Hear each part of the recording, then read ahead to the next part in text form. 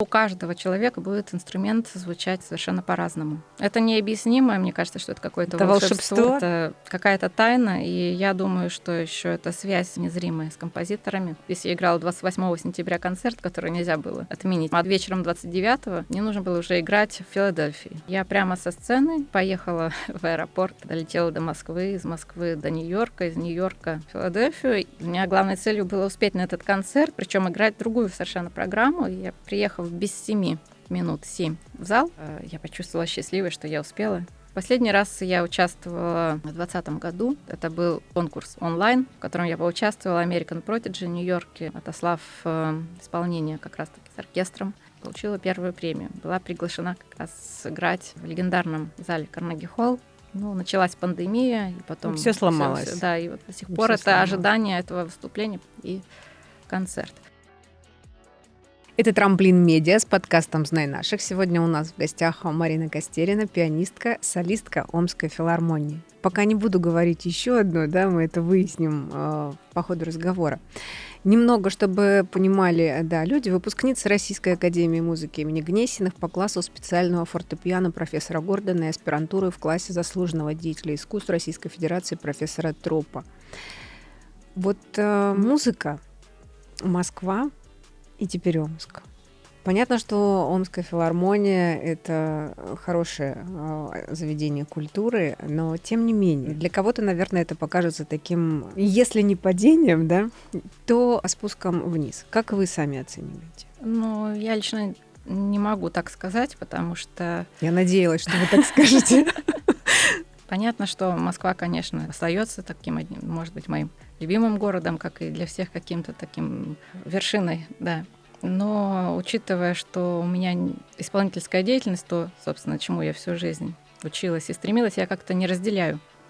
Вот по городам, там, по каким-то спадам или наоборот. В Москве у меня была в основном педагогическая преимущественная деятельность, это преподавание на кафедре специального фортепиано. Там же академия, где я училась, конечно, да. И также была исполнительская деятельность, у меня там концертная. А здесь в основном, конечно, это концерты, и все равно я не теряю связи с Москвой. Буквально вернулись из Москвы. Да, поэтому для меня, да, главное, что я остаюсь в профессии, я играю, и такая очень насыщенная концертная деятельность, которая особенно не дает. Придется нам все же поговорить об этом, да. То есть причина, по которой вы вернулись в Омск, она ведь личная была, да? Да, лично я вышла замуж 10 лет назад за дирижера Омского симфонического оркестра Дмитрия Васильева. Да, и какое-то время мы продолжали жить в разных городах. То есть я продолжала жить и работать в Москве. Дмитрий здесь, но уже перед рождением дочери я приняла решение вернуться. Уволившись из академии 29 марта, как сейчас помню, 1 апреля я уже приступила к работе. И продолжала работать постоянно. То есть я не уходила в декрет, и уже когда дочери было месяц, и мы играли совместный концерт с Дмитрием. И поэтому как-то я так не ощутила особенно того, что вот я... Но послушайте, Марина, ведь рождение ребенка отнимает массу времени у матери. А музыканту нужно музицировать каждый день. Да? Да. Как вы умудрялись это делать? Понятно, что сейчас девочке 8 уже, и она уже более или менее самостоятельная и даёт возможность. Но тем не менее, а вот малыш, вот младенец. Конечно, это благодарность моим родителям тоже, которые приезжали и помогали, и продолжают помогать, когда я уезжаю. То есть дочь находится у них. Мне пришлось как-то немножко расширить рамки временные суток. Хоть это невозможно, но как попыталась. За счет ночи? За счет ночи. И очень много лет я занималась по ночам. То есть либо на электронном инструменте без звука. Вот я, хотела сказать. Но не в наушниках при этом, просто на тихой звучности. Я просто представила, то есть человек, то есть соседи, да, которые, вынуждены были бы слушать фортепианную музыку по ночам. То есть вы нашли выход. Да, мне супруг подарил как раз инструмент Ямаху.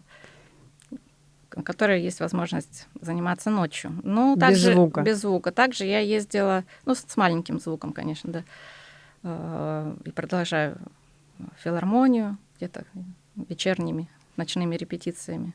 Сейчас уже это реже, конечно, так делаю, но, тем не менее, наверное, 7 лет вот я беспрерывно занималась ночами. Хорошо, тогда вернемся к началу. Как вы выбрали музыку для себя, как дело жизни? Ну, моя бабушка, двоюродная бабушка Галина Витальевна Костерина, преподавала в первой музыкальной школе, пианистка. И мой папа, то есть в доме всегда звучала музыка, папа играет. И в детстве, когда я была маленькой, часто музыка звучала. Папа чаще играл. Мама тоже. Но папа не профессиональный. Не профессионал, ну да. Но бабушка инженер. Его научила, видимо, да? Да, он и учился в музыкальной школе. Очень продолжительное время, уже даже после окончания продолжал заниматься. Поэтому как-то для меня, с одной стороны, наверное, это стало естественным. И я с удовольствием пошла заниматься музыкой. Так, бабушка меня не к себе взяла, а определила в класс, мне кажется, наилучшего педагога в Омске, Тныскаловой Галины Васильевны, которой мне посчастливилось вступить как раз в большой мир музыки, которая мне подарила любовь к исполнительству, любовь к музыке и открыла эту прекрасную дверь. Не было у вас такого, когда вы учились в музыкальной школе? Я просто знаю, что часто у детей такое бывает. Там, вот они года 3, 2 позанимаются, и потом у них начинается, то есть не хочу, сопротивление, устала, потому что это, в общем, трудно, это монотонно, это занудно. Ну, то есть требует от ребенка, который, в общем, для другого немножко, да, предназначен по природе, большой концентрации и, отказа от свободного времени. У вас не было такого, Кристина? Не хотелось уйти? У меня было. Более того, я даже уходила. Вот. Проучившись год, мне это как-то не все было понятно, было сложно объединять. То есть я пошла в школу одновременно и в музыкальную школу.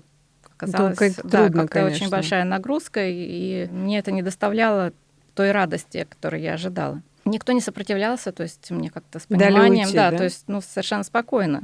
Самое удивительное, что где-то примерно через год я слушала трансляции по телевидению, тогда передавали конкурсы Чайковского, и меня это настолько вдохновило, что я помню, что вот, послушав, я брала ноты и начинала разбирать какие-то пьесы, причем я не могла остановиться. Настолько захватило, и я сказала, что я хочу снова пойти в музыкальную школу. Я снова вернулась к своей учительнице Галине Васильевне. Помню, что во 2 классе я уже поняла, что я буду заниматься этим всю свою жизнь. Это вот такой вот был довольно резкий поворот. Я тогда это не поняла, как это произошло очень естественно. Марина, а если бы тогда родители ваши не дали вам уйти, а настояли на том, чтобы вы продолжали, было бы ли это во вред? Сейчас сложно сказать. Ну вот как родитель, например, да? То есть вот если вы столкнетесь с такой же ситуацией, например, со своей дочерью, как вы поступите? Возможно, что я дам ей какой-то, мы договоримся, может быть, о перерыве, уже зная по своему опыту. Но я надеюсь, что такого не произойдет. Все-таки, да? Да, я как-то стараюсь как раз сейчас, вот, особенно не нажимать и не требовать от нее каких-то высот, долгих занятий, и, то есть какую-то предоставляю на свой, может быть, такой риск, какую-то некоторую свободу в этом. То есть если вижу, что она устала, то я не буду настаивать, чтобы она встала, занималась или садилась за фортепиано. Стараюсь за этим следить. Вот. А я, конечно, благодарна за понимание своим родителям и за такую вот гибкость, которую они мне предоставили и не стали так вот настаивать. Музыкальная школа, потом музыкальное училище. Да. Какие трудности у вас? Были ли у вас трудности? Вот переход от одного этапа к другому. Я должна сказать, что мне вообще, наверное, в жизни очень повезло с моими педагогами, учителями. Поэтому психологически было мне всегда жалко расставаться с чем-то, как говорил Анатоль Франц, что прошлое всегда остается каким-то частью тебя, и поэтому эту часть всегда сложно менять, пересматривать, расставаться. Но у меня был довольно плавный переход, потому что у меня были очень теплые отношения с педагогом в школе, и я попала к замечательному педагогу в училище, к Елене Сергеевне Шлепчинской. И придя к ней в класс, я не теряла связи со школьным учителем. То есть мы вместе подбирали программу как-то сообща, и даже я иногда в самые первые месяцы, может быть, приходила к ней, чтобы обыгрываться и поэтому вот не было такого, что вот я закончила, ушла, и все, теперь новый этап. Там был переход другой, конечно, более профессиональный, может быть, в каком-то другом глубинном смысле понимания. То есть, это всегда этап, всегда разные этапы. Но я не помню, чтобы это было очень сложно. Это было интересно. Как я могу себе представить, музыкальная школа — это больше про развитие, а музыкальное училище — это уже профессиональная подготовка. Профессиональная, да, слуха, просто здесь уже профессия. Репертуар, да, очень. То есть не факт, сложнее, что, например, да. выпускник музыкальной школы будет работать музыкантом, а большая вероятность того, что будет профессия. Вот из интервью о вас и информацию, которую там я почерпнула в сети, пианистка обладает лирико-романтическим дарованием, ее исполнительский стиль отличается деликатным отношением к звуку, глубиной, чуткостью интерпретации, бережным отношением к авторскому тексту. Марина одушевляет инструмент, наделяет звуки рояля выразительностью и богатством тембровых оттенков. Как вы оцениваете такую характеристику? Согласны? Спасибо, да, так сказать, критикам, кто написал, кто это сказал. Конечно, я в каждый звук вкладываю душу, сердце, слух, как-то даже не знаю. То есть я не могу сказать, что, например, фортепиано и моя специальность — это что-то одно, это работа, а жизнь другое. То есть у меня это все вместе. То есть моя исполнительская деятельность полностью связана со мной, и это часть. Я сейчас буду вам задавать дурацкие вопросы, да, человека, который не связан с музыкой. Есть инструмент, есть музыкант, клавиши, пальцы, руки, энергетика. Что позволяет? То есть в чем секрет? В технике? Каким образом происходит одушевление, например, инструмента, да? Или тембр, исполнительский стиль? От чего это зависит? Больше тембр, исполнительский стиль. Конечно, музыканты не все обладают уже какими-то навыками техничными, виртуозными и так далее. Но все равно у каждого человека будет инструмент звучать совершенно по-разному. Это необъяснимо, мне кажется, что это какое-то волшебство, да? Да, действительно, раз мы вместе об этом сказали. Это какая-то тайна, и я думаю, что еще это связь с музыкой, которую мы играем, связь незримая с композиторами. То, что мы можем прочесть не в нотах, не между тактов. Это передается, и, наверное, каждый это пропускает через себя, и поэтому уже у каждого звучит совершенно по-разному инструмент. То есть не найдется, наверное, ни одного случая, чтобы одно произведение прозвучало у кого-то очень похоже. Одинаково. То есть это интерпретации. Но при этом можно определить исполнителя. То есть представь, например, просто слышите музыку, да? Там, да, Гиллельс, Соколов или Марта Аргерих, Клиберн.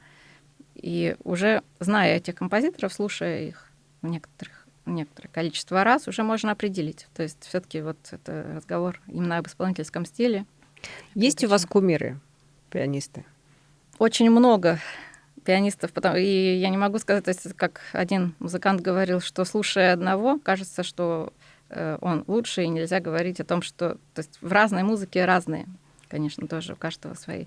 Это Эмиль Гиллельс, Григорий Соколов, на концерты которого я очень часто ездила в Петербург, Ван Клиберн, с которым часто связано очень много. Тоже личное знакомство с ним — это тоже для меня большое знаменательное событие. И возможно, что мне бабушка когда-то подарила набор пластинок Вана Клиберна, наверное, 9 лет после какого-то выступления удачного, Ван Клиберн в Москве. И большинство произведений я услышала именно в его исполнении первый раз. Поэтому где-то, может быть, это какое-то влияние оказывает. Также Владимир Сафраницкий, очень тонкий музыкант из 20 века. Репертуарные какие-то, может быть, Сафраницкий очень много играл Скрябина, Шопена, может быть, что-то какое-то такое влияние. Конечно, мой педагог, профессор Владимир Троп, конечно, кумир, да. А композиторы любимые?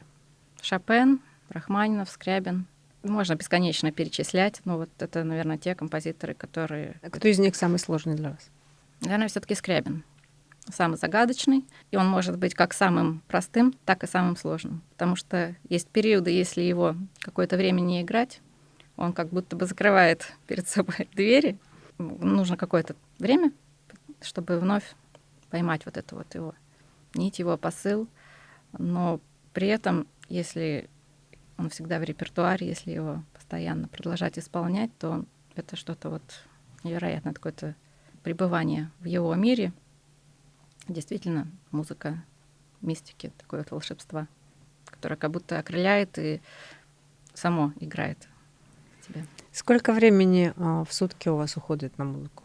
24 часа.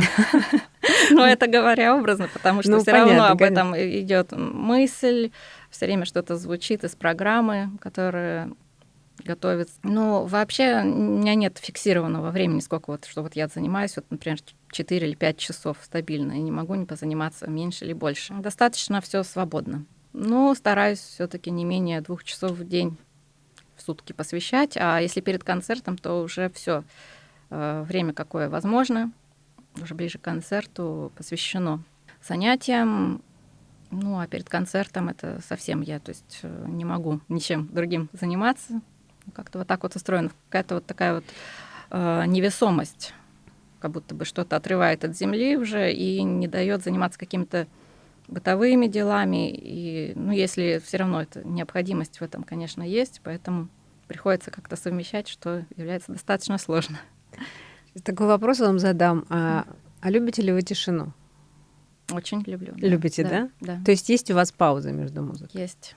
Где вы, ну, учитывая, что у вас семья музыкантов, музыкальная, и у вас есть ребенок, где вы находите тишину? Ну, изредка где-то, может быть, выходя за пределы дома. То есть дома тишины нет? Дома практически нет, только в вечернее ночное время, поэтому вот, да, я уже дожидаюсь, когда вот наступает эта тишина, и перед ночными занятиями я иногда немножко просто вот нахожусь в тишине, настраиваюсь, это меня очень вдохновляет. И определенный лад. Смотрите, а когда вы в тишине, допустим, вы выходите на прогулки, в голове вашей музыка звучит в это время? Чаще всего звучит. Ну, как ни странно, бывает, когда уже очень много концертов, очень много занятости и так далее, вдруг она наступает. Когда вот нужно перед концертом, казалось бы, наоборот, вот внутренне как-то прорабатывать, там, прослушивать произведение, вдруг наступает вот это вот затишье, вот перед выходом на сцену. А как вы познакомились с Дмитрием? Помните вашу первую встречу? Да, я как раз тогда жила в Москве, и в Москве проходил фестиваль международных оркестров симфонических. И я попала на выступление Омского оркестра, и дирижировал Дмитрий. Причем самое удивительное, что поскольку я сама все-таки амичка, он первый раз вот попала в Москве на его концерт, но не решилась тогда подойти познакомиться. То есть была мысль подойти познакомиться? Была мысль, но как-то не стала отвлекать. И, конечно, была мысль и мечта сыграть с Омским оркестром, поскольку в детстве и в юности я очень часто играла. Потом был какой-то перерыв. Менялись дирижеры, и уже, естественно, так в студенчестве тоже не поступало приглашений. Вот. Но меня эта мысль и мечта не оставляла. И в один из приездов я пришла в филармонию, договорилась о встрече. Как-то вот мы так познакомились. И потом Дмитрий пригласил спустя время с концертом.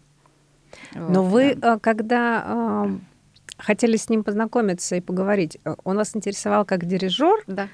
Не как мужчина, да? Я не могу, конечно, что-то такое вот как-то я обратила внимание. Но больше профессионального интереса. Да, конечно, что-то вот необъяснимое, да, как-то зацепило мои какие-то, чувства. То есть не оставляла вот какая-то мысль, при том, что не сразу получилось согласовать совместное выступление, на это уходило время, казалось бы, что, наверное, любой другой бы человек, может быть, сказал, ладно, у меня же есть и другие концерты, другие приглашения, но, наверное, вот как-то вот мне какая-то подсказка свыше была продолжать общение, и уже потом благодаря, может быть, высшим силам и людям, которые помогли нашей второй встрече, это как раз я передавала ноты от супруги Крылатова, Евгения Крылатова, с которым мы много дружили и общались, так тоже вот познакомившись, благодаря тому, что Омскому оркестру и дирижеру понадобились ноты Караманова. Севиль Караманова, жена Крылатова, она являлась родной сестрой композитора Караманова, и вот она мне передала ноты. симфонии, которые я привезла. И она сказала, тебе нужно сыграть обязательно «Аве Марию», это фортепианный концерт. Именно тебе нужно сыграть, вот я вижу. Я передала эти ноты симфонии Дмитрию. Как-то это произошла уже вторая встреча, после чего Дмитрий пригласил меня сыграть концерт. «Аве Мария»? Нет, сначала это были «Ночь в садах Испании», а уже второй раз концерт Моцарта. Я приехала играть осенью, после чего Дмитрий сразу же сделал мне предложение. Ничего себе! Да. Ну, то есть вот, вот концерт сыграл решающую роль? Да. Причем не первое выступление, это были «Ночь в садах Испании», одно из наших тоже любимых произведений. Вообще я очень люблю испанскую фортепианную музыку.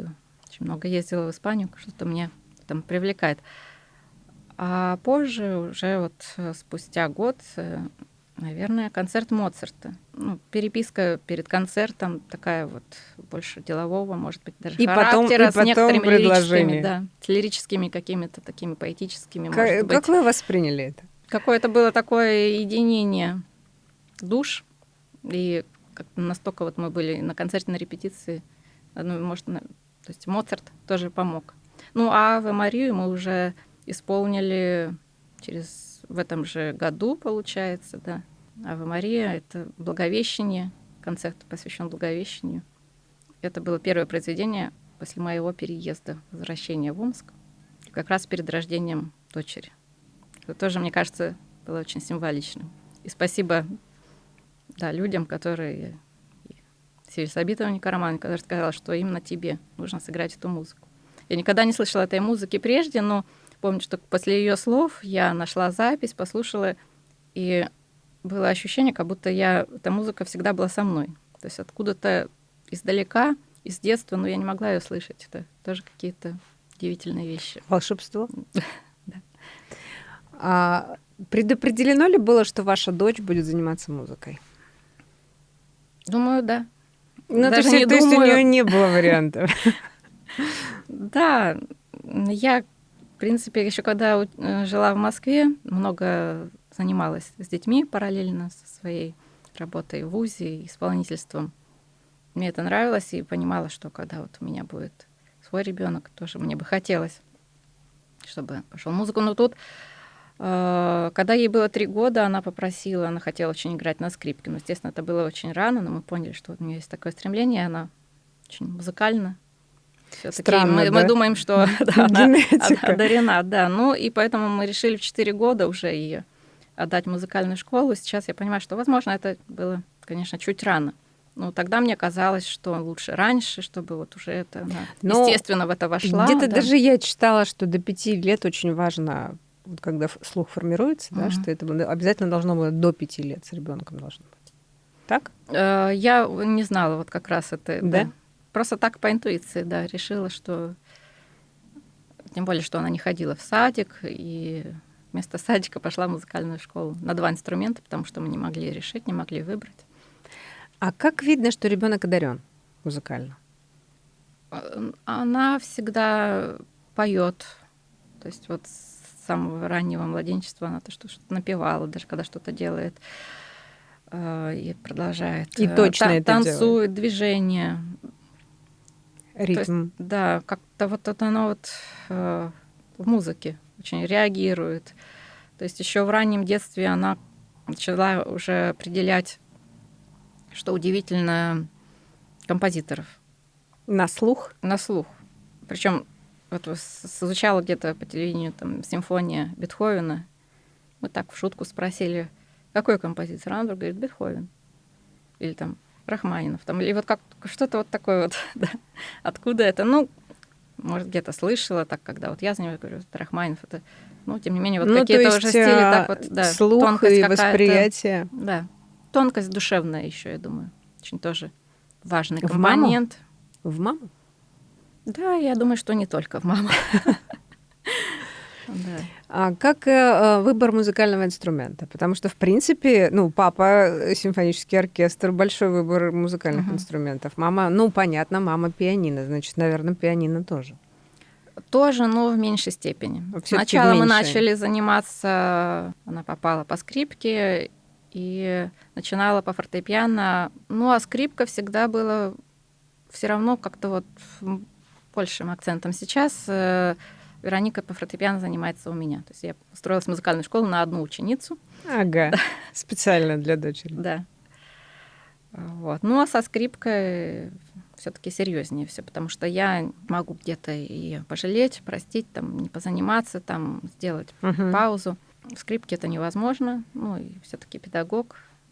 В прошлом году она уже выступила на конкурсе, и состоялся ее дебют с оркестром. Вот. Мне кажется, что это для нее даже такое было достижение. Ну, то есть получается, что она уже 4 года занимается музыкой? Ну да. А у нее уже есть какая-то исполнительская, то есть в рамках школы концерты? Вот как раз она играла в основном только на зачетах, академических концертах, но в прошлом году изъявила сама желание участвовать в конкурсе солист оркестра. Собрала всю свою волю, чем нас очень поразило, восхитило.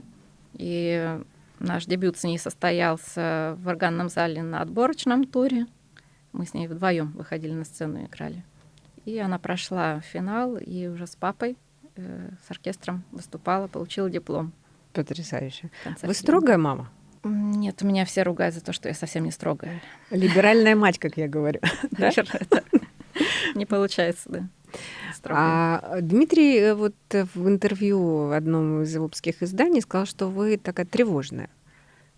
Ну, беспокойная, тревожная. Вы считаете это проблемой? В чем это выражается? Ну, я всегда как-то очень трепетно отношусь к ее внутреннему состоянию. Именно о дочери? Да. Ну, просто да, вот если мы об этом говорили в контексте, в контексте, в этом, наверное, да, это наибольшая такая вот, то есть за ее здоровье, за ее вот внутреннее какое-то комфортное состояние, наверное, тревожность, потому что об очень многом всегда волнуется. Мама волнуется, да. Но считаете ли вы это проблемой, что это не совсем правильно? Может быть, нужно больше? Мне кажется, что каждая мама выбирает именно то, что как по-другому нельзя. Если это так, ну, не получится мне стать другой, перестать волноваться и меньше проводить с ней время. То есть даже когда я уезжаю, мы всегда на связи и постоянно. Вот, да, я вот как раз только что хотела спросить, как переносит Вероника разлуку с мамой, потому что все-таки жизнь артиста, она связана с разъездами. Да, казалось бы, что я начала гастролировать достаточно рано вот для ее возраста. То есть когда ей было 1,5 года, я уже поехала в Эстонию на конкурс, потом в 2 года в Америку и так далее. То есть это были, соответственно, это длительные были все мои отъезды, гастроли. Но чем дальше, тем, мне кажется, тревожность и вот какая-то потребность нас друг в друге, она увеличивается. То есть раньше мне было трудно, но не настолько. А сейчас вот разлука всегда, то есть хочется всегда с собой ее взять. Мы постоянно созваниваемся, она постоянно просит меня прислать, где я. Там, и все время мы на связи находимся. Не знаю, проблема это или не проблема, но вот так оно есть. А как ваши профессиональные интересы с Дмитрием стыкуются в рамках семьи? То есть участвует ли он, помогает ли вам или делает какие-то, советы дает, или когда вы работаете над новой программой, например? Часто это очень, конечно, интересно и здорово, что мы можем вместе посоветоваться о выборе репертуара, там что-то спросить, как лучше. Когда работаем перед совместным выступлением, концертом для фортепиано с оркестром, наверное, не происходит вот настолько у нас каких-то совместных диалогов перед репетициями, что многие могут, конечно, очень удивиться об этом. То есть я работаю, учу свое сама, и бывает даже такое, что мы с Дмитрием на репетиции встречаемся и первый раз уже оговариваем, то есть репетируем уже, и он до сих пор может не знать, в каком я темпе или что я здесь, как я буду играть. Может быть, да, это не совсем верно, но у нас происходит так, потому что многие думают, что у нас, может быть, все слажено, и мы много репетируем, но в силу занятости мы не можем заранее вот так вот согласовать. Конечно, мы согласовываем репертуар, который будем играть в следующем сезоне. Благодаря Дмитрию я узнала очень много новой современной музыки и внедрила ее в свой репертуар, поскольку раньше как-то я классический, романтический у меня был такой вот репертуар. Сейчас очень много всего нового, и я очень ему благодарна за эти новые открытия.